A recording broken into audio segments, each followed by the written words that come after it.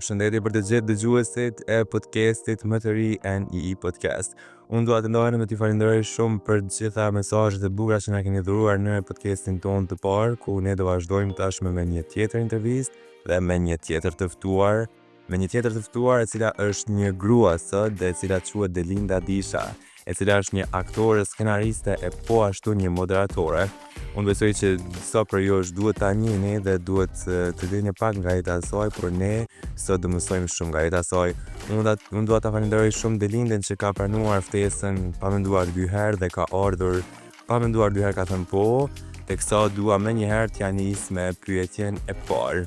Delinda, si ka ndikuar përvoja në Portokalli në zhvillimin e karrierës suaj si aktore humori?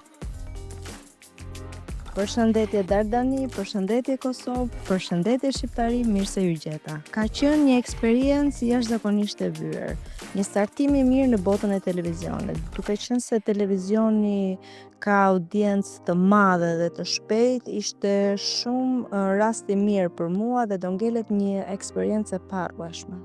Po thua se ka ndikuar për mirë, ne po ashtu dua të pyesim se cilat janë sfidat kryesore nga aktrimi në moderim. Duke qenë se ne të gjithë e dimë se ti ke filluar me aktrim një herë dhe profesioni yt kryesor ka qenë aktrimi, pastaj ke kaluar edhe në moderim.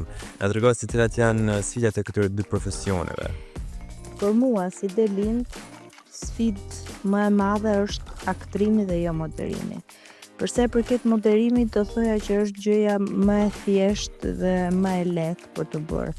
Ndërsa aktrimi ka me mira sfida brenda, sepse duhet të skalitësh personazhe, karaktere nga më të ndryshme. Delinda, atëherë na trego pak se si evolon qasja juaj në krijimin e personazheve humoristike.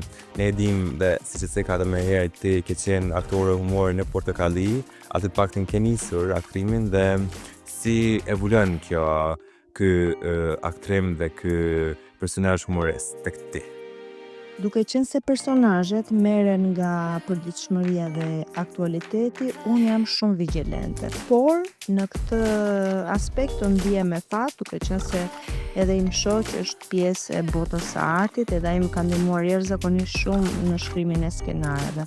Unë gjatë karrierës time kam realizuar si personazhe popullore, ashtu edhe personazhe politike, pra kam bërë imitimin e figurave politike.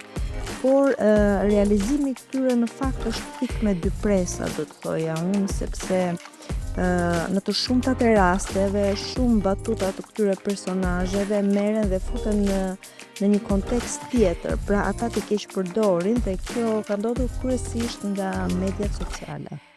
Si një aktor humori, dua të pyes edhe këtë gjë, duke qenë se është një pyetje shumë e rrallë që i bëhet aktorëve të humorit.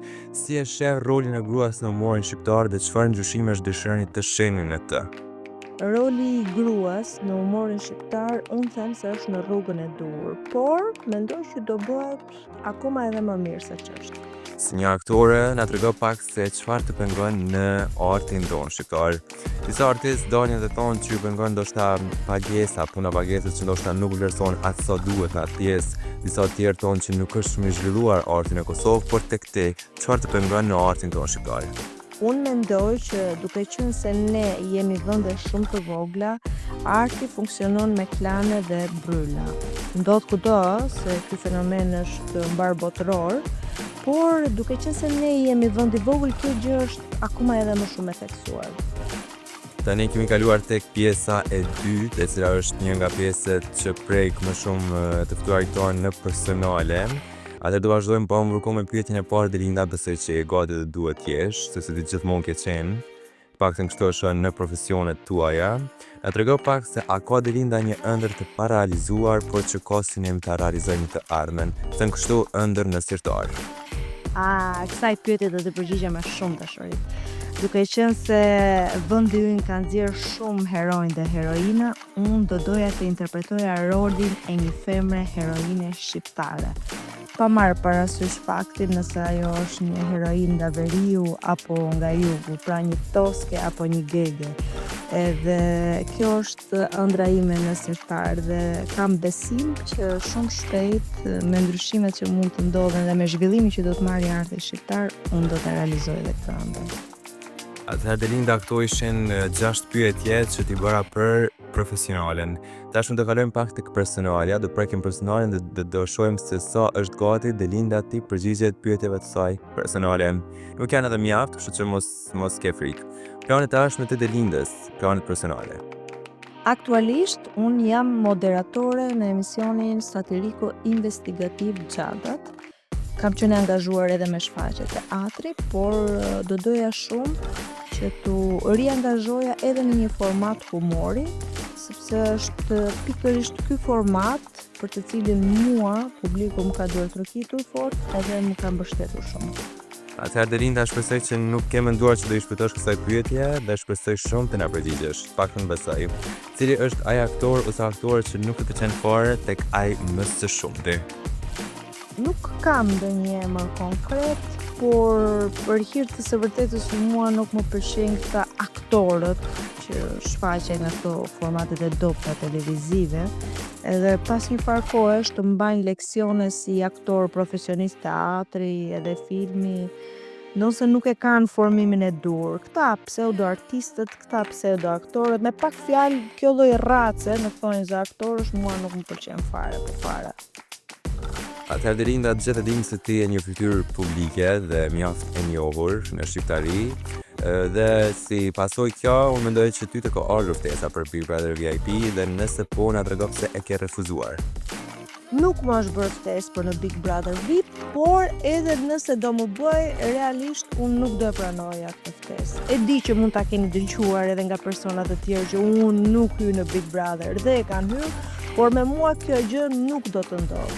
Unë nuk gjykoj njeri, sepse secili bën eksperiencat e veta, por e para nuk do të hyja sepse jam nëna e 2 fëmijëve shumë të vegjël dhe ata kanë nevojë për mua, dhe e dyta që të jem e sinqert nuk e përballoj dot këtë lloj formati. Madje këtu më lejo të jap përgëzimet e mia, duartrokitjet e mia të gjithë banorëve, si të Big Brother VIP Kosova, ashtu edhe Big Brother VIP Albania, sepse e përballojnë shumë mirë izolimin edhe presionin psikologjik që ndodh atje. Në rregull. Atëherë na trego pak tani se çfarë të pengon në mentalitetin apo të thënë kështu realitetin tonë shqiptar.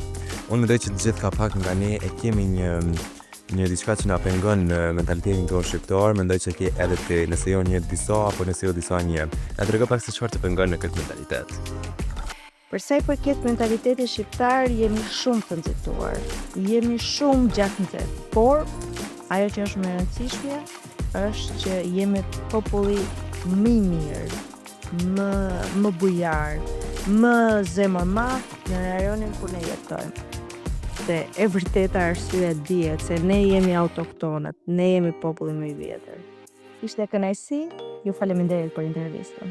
Kështu dal nga dal, erdhëm edhe tek fundi sa i përket natës së sotme dhe podcastit ton të radhës. Unë do të falenderoj shumë aktoren, moderatoren e pashtu skenaristen Delinda Disha, e cila në këto 3 profesione që janë mjaft angazhuese gjeti kohën edhe të ishte pjesë e jona sonte. Faleminderit Delinda dhe të mirpresim përsëri në ndonjë epizod tjetër padyshim. Ishte e mrekullueshme në përgjigjet tuaja. Dhe faleminderit shumë edhe publikut tonë të dashur, ndjekësve tanë të dashur, të cilët janë të pandashëm sa i përket edhe NEE News edhe NEE Podcast. Ne ju lëm ta kemi javën tjetër me një tjetër fytyrë mjaft të mrekullueshme e deri atëherë nga unë Jendi Zerza, po si fat.